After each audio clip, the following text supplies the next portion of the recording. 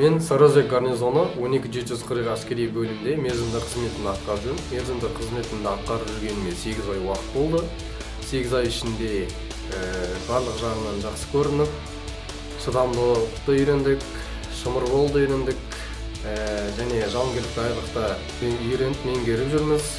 Жауынгерлік даярлықтан бөлек спорттық шараларда белсенді қатысып, және бригада арасында болатын жарыстарда өзімізді үздік көрсетіп, және үздіктер қатарында іліндік.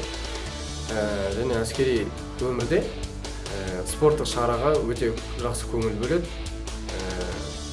Және үздік сарбаздар және офицер сержанттарды Сарыөзек гарнизондық спорттық кешен бар.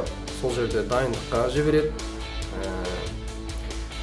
Спорт жағынан жақсы қарайды. Және жақында болған оңтүстік өңірлік қолбасшылығының жарысында қазақ күресінен және самбо күресінен чемпионат өтті. Сол чемпионатта 60 кг салмақта бірінші орын алдым.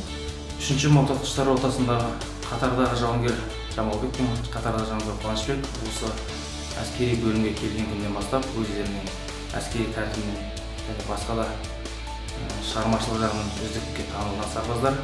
Ол бізге емес, бригада жеке құрамына, сарбаздарына және басқа да әскери қызметшілерге үлгі болып, өздерінің үздік жағынан көрсетуге сарбаздар.